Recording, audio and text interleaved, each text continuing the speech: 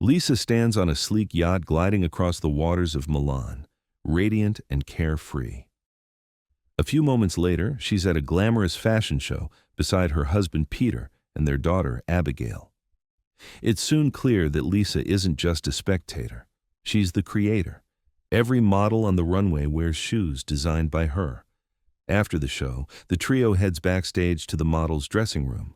Lisa greets the lead designer and his charming assistant, Ralph. While Peter chats briefly, Abigail tells her father that she's heading out.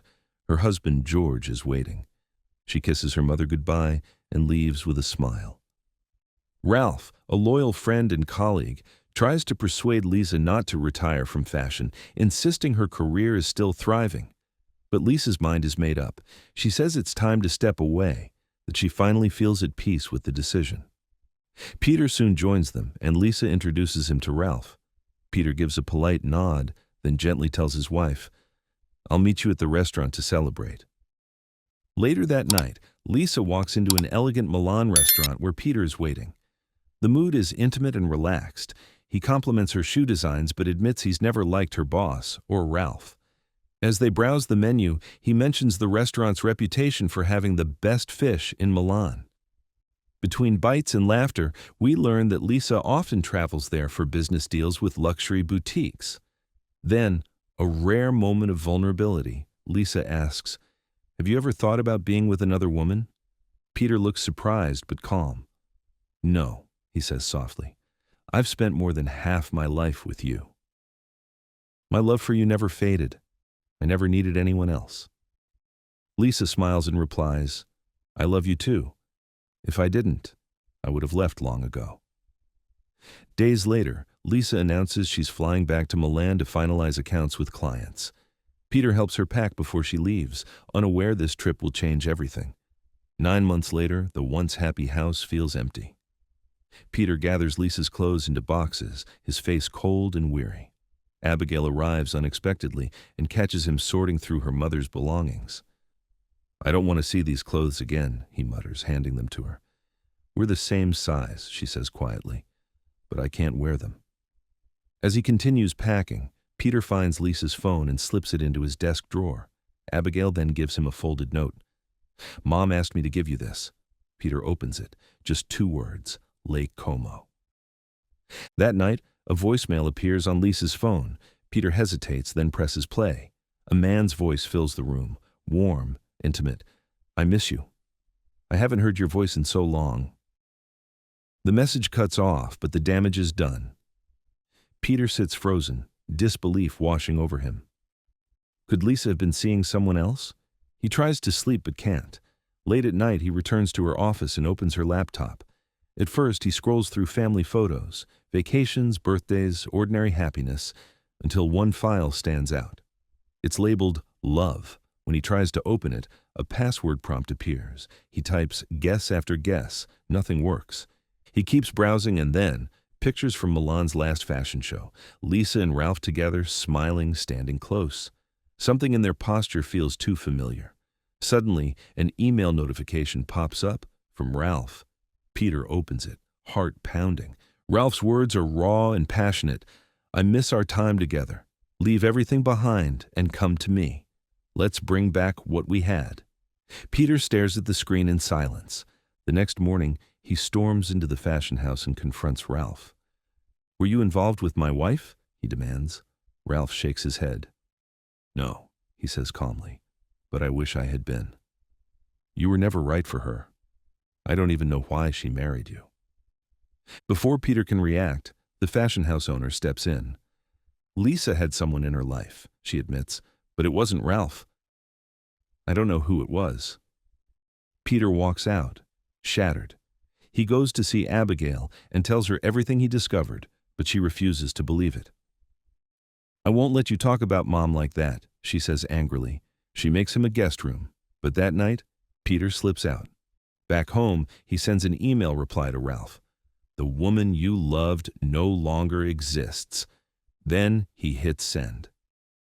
The next day, Peter calls in Joy, his company's cybersecurity expert. He gives her the email address and orders her to trace it. When she nervously asks if he's planning something drastic, Peter's reply is chilling.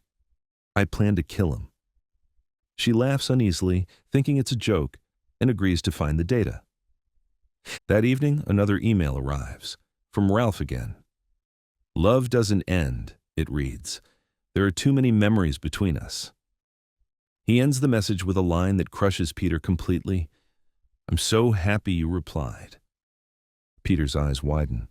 Ralph thinks Lisa wrote back. The next morning, Peter walks into his office, face tight with rage. He orders his assistant to bring in the company's security manager, a former police officer, and bluntly asks where to buy a gun. The man stares, alarmed. I won't tell you, he says cautiously, worried Peter might turn it on himself. Peter storms out without another word.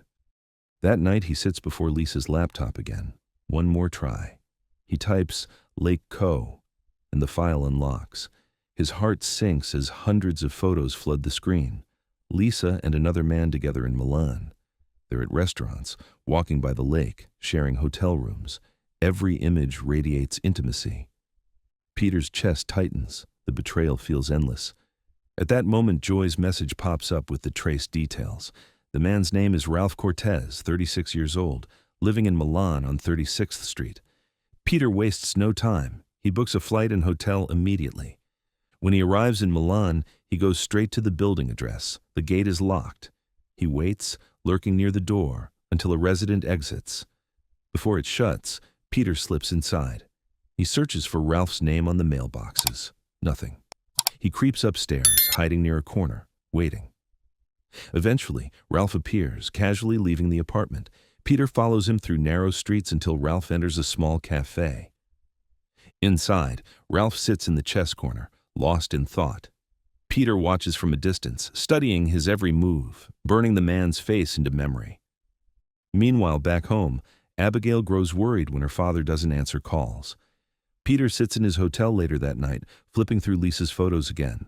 Her smile, her glow, her joy with Ralph. It's unbearable. At dawn, Peter returns to the same cafe and takes Ralph's usual seat. When Ralph arrives, he raises an eyebrow but politely says, "That's my table." Peter gestures for him to sit and suggests a chess game. Ralph agrees. They play as they talk. Ralph reveals pieces of his life. His mother was English, his father Spanish. He never stays in one place for long. He loves traveling between London and New York. Peter nods, pretending to be a friendly stranger. His phone buzzes with a message from Abigail. "Please, Dad, just tell me you're okay." Peter asks casually, "Have you ever been to England?" Ralph smiles.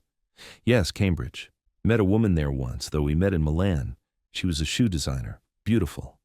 I still remember the first time I saw her, those red shoes she wore. I noticed her shoes before her face. When she smiled, it felt like I'd known her forever." Peter's heart nearly stops. "When was that?" he asks. 12 years ago, Ralph answers without hesitation.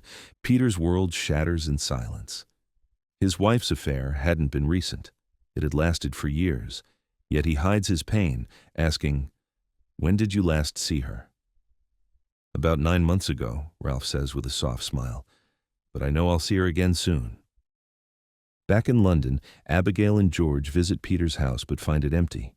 She picks up her mother's old phone and listens to Ralph's voicemail, the one saying, "I miss you."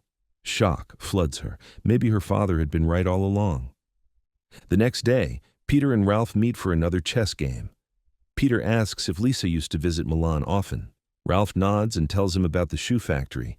He describes dancing with her among the workers, both soaked in rain, laughing under gray skies as everyone clapped. Peter remembers that same night, Lisa returning home radiant, saying she missed him. He'd thought distance rekindled her love. Now he knows better.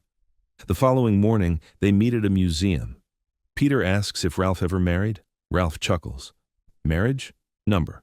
Why chain yourself to one person? I prefer freedom." He admits to having a son from an affair, a boy he never visits.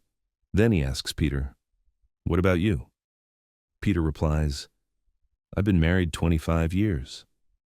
We loved each other, trusted each other, and neither of us ever cheated." Ralph laughs quietly. Hard to believe two people can stay faithful that long. The next day, they meet again. Ralph grins mid-game. "You're trapped," he teases. But Peter surprises him with one sharp move. Checkmate. Ralph laughs in disbelief. Just then, his phone rings. Lisa's name flashes across the screen. Ralph freezes. He answers immediately. "Lisa?" But there's only silence. He rushes out of the cafe, heart racing. Peter follows at a distance. It was Abigail. She'd called him from her mother's phone, just to hear the voice of the man who tore her family apart.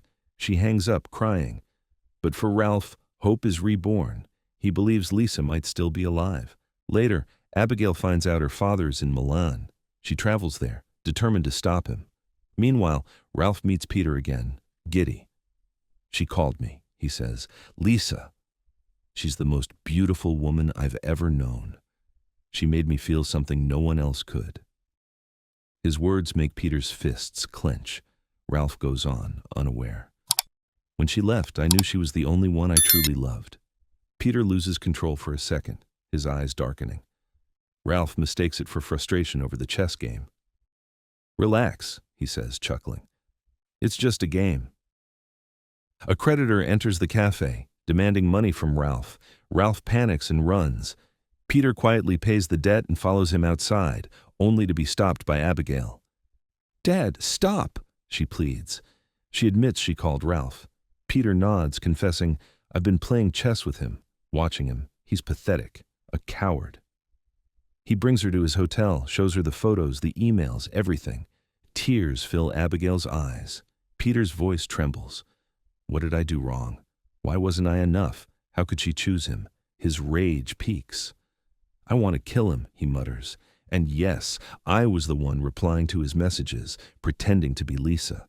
Abigail stares, horrified. "You need to stop," she says. "Go home. Let it go." He refuses. She leaves. The next morning, Peter goes back to Ralph's building.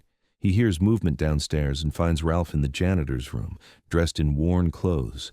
Peter freezes. Ralph isn't the suave designer he imagined. He's a caretaker.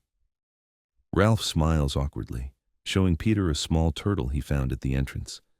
"Cute little thing, isn't it?" he says. Peter notices a hammer on the shelf. He grips it, trembling, ready to strike. But Ralph turns and gently places the turtle in his hands. "See?" Harmless Peter loosens his grip, gives it back, and walks away. Later, Abigail tells him she's leaving for London. "Forget him," she says softly. "Come home." He says nothing.